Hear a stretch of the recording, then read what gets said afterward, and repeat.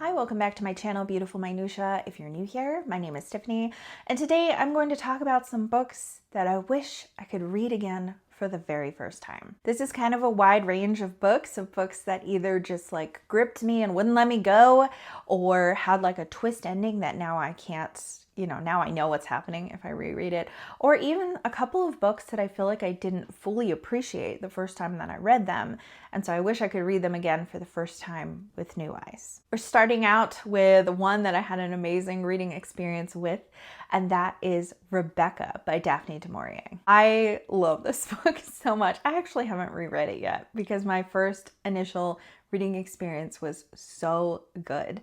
I picked this book up having never read du Maurier at all before, though I had seen the Rebecca movie when I was in high school, the original like Hitchcock one. And I just kept reading. My husband actually got up for work at like 5:30 in the morning and I was still awake and I was still reading, and I finally finished it.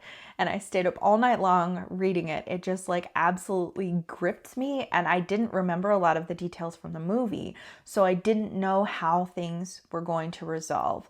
But I loved like the mystery behind things, how unsettling the book itself was. And then also there's just some really beautiful imagery when things are written.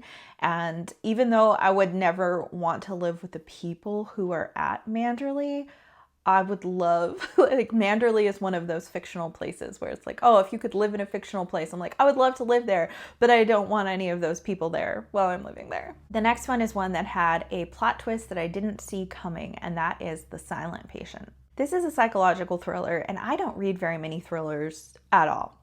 So I've heard some people say, oh, I could see the end coming a mile away. Because I don't read thrillers, I could not see the end coming a mile away, and I was absolutely shocked. My husband actually read this book before me, and he's not as much of a reader as I am, but he picked it up because he thought it sounded interesting, and I heard him like yell from the other room when he reached a plot twist.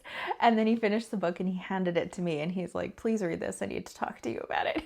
And I read it within 24 hours. Like, I was glued to the page. I was so fascinated, and I was just like, oh, I didn't see the plot twist coming. It's not the kind of book that I would normally read, so there are definitely probably some content warnings you might want to be aware of, because it's not the kind of book that I would typically recommend, but it just like gripped me. And we owned it. I had gotten it from a little free library, and after we both read it, I ended up getting rid of it because it's not one that I could ever see myself rereading because I already know the twist. So I don't think it would be good on a reread. So I wish I could read it again for the first time. The next is one that introduced me to a genre, and that would be Mistborn.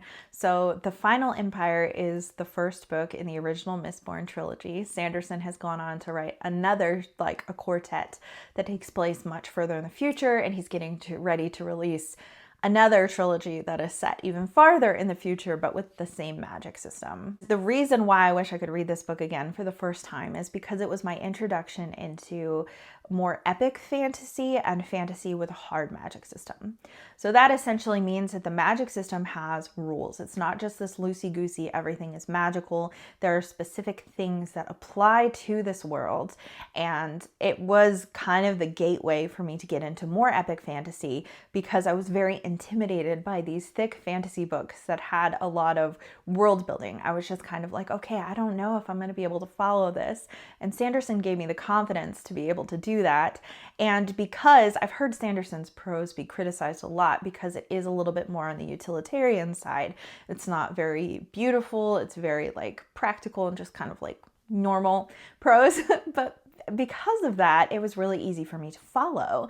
And so I've really, really enjoyed it and didn't feel like I had any hurdle to understanding what he was trying to explain. And then in addition to that, it's just a great plot. Like, I love the original Mistborn trilogy. So yeah, I wish I could read them again for the first time. Next up is another mystery, and it has a very sweet spot in my heart because it's one that actually brought me back to reading, and that's Murder on the Orient Express by Agatha Christie.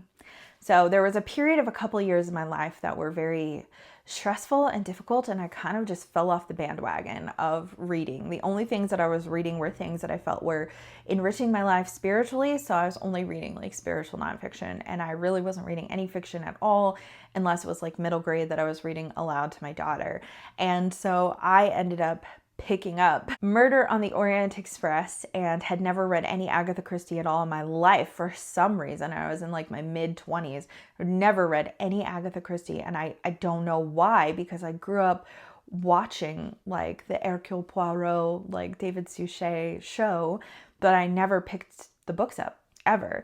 And so this was the first one of hers that I picked up, and it just wowed me.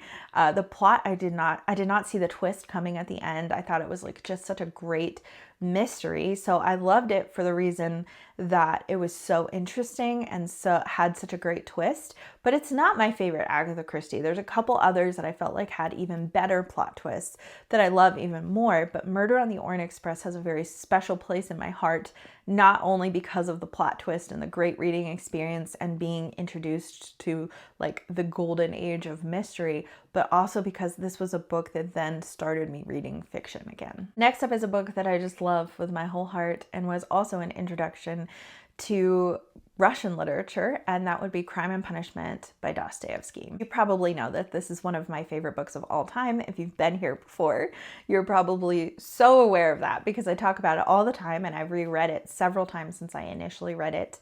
But it was a book that I picked up before I knew that booktube was a thing. I mean, it was a thing, but I didn't know that yet. So I had never heard anyone talk about it. I didn't know anyone who had ever read Dostoevsky. I just went into my library and was perusing the shelves, and I was like, Crime and Punishment. I feel like maybe I've heard of that before, but I don't know.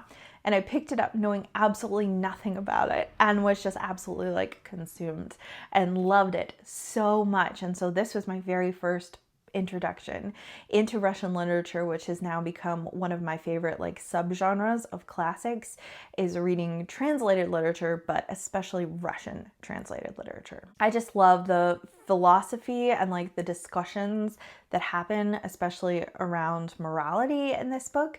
And that's something that I feel like the Russians do so well, is having deep conversations within an interesting story. A book that I wish I could read again for the first time because I feel like I kind of like didn't get it the first time. I mean, that doesn't prevent me from rereading it and trying it again, but it's Till We Have Faces by C.S. Lewis. This is a retelling of a Greek myth, and C.S. Lewis knew a lot about ancient literature, and he studied that and taught it, and that was one of his favorite things. And so he knows a lot about Greek mythology, and he talked often about how mythology points us often to the one true myth, being Jesus.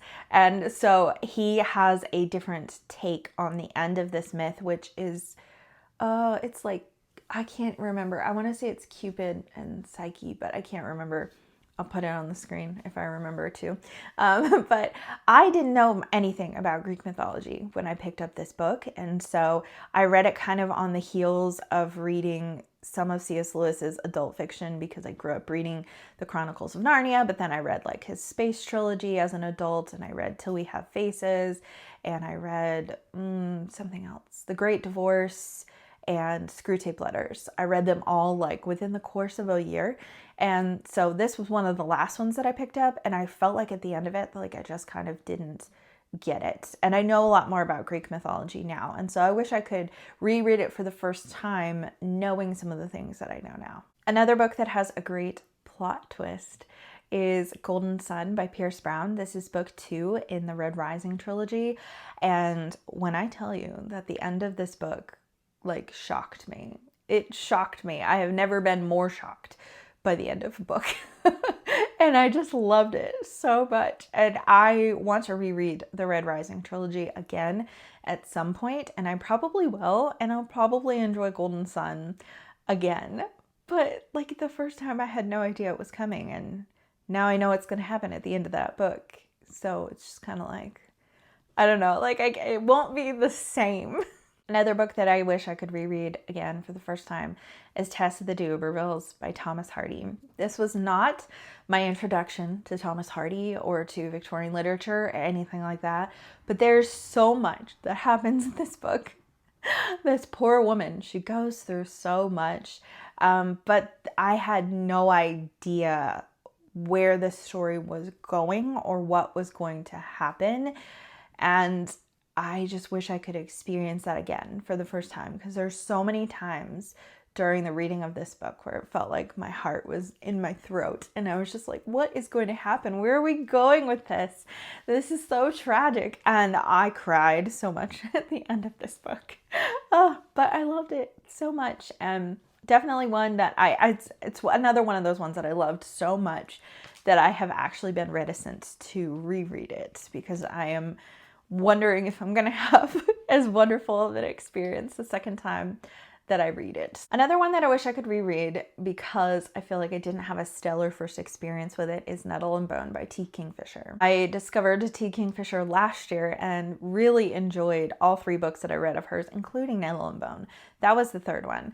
But I read it when I was in a reading slump, and I feel like as a result, I rated it pretty low. Like, I think I gave it 3 stars, and I think I could have loved this book because it had some really great elements, and it has like very much like dark fairy tale vibes, and it has some really good like kind of like found family elements as well, and like relationships and stuff. But I feel like I didn't appreciate it as much as I could have if I had read it when I wasn't in a reading slump. And so I wish I had been able to give it like a fairer chance than I did as a result of when I read it. The last one I'm going to put on here is actually more of an author than just one specific book, but I will say one specific book because it goes along with the story.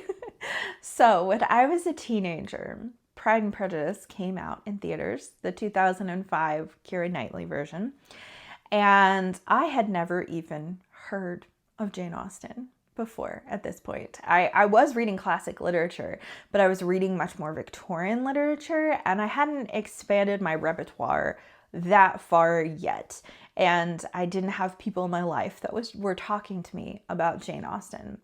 And so my friend actually had read Pride and Prejudice, I think in school. And so when it came out in theaters, she's like, I really want to go see this. And I was like, okay, like, I didn't really care, but I was hanging out with my best friend.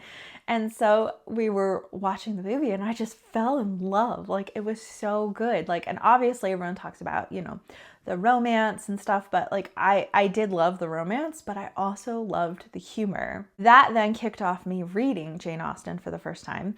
And some of my favorite parts from the movie were word perfect in the book. And I was just like, oh my gosh, this is so great. And I loved Jane Austen so much. I loved Pride and Prejudice so much that then I went on to read all of Jane Austen's major works with the exception of one in the course of a year.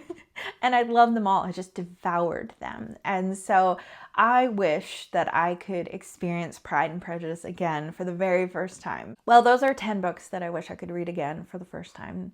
I would love to hear from you in the comments below. What are some books that you wish you could read again for the first time?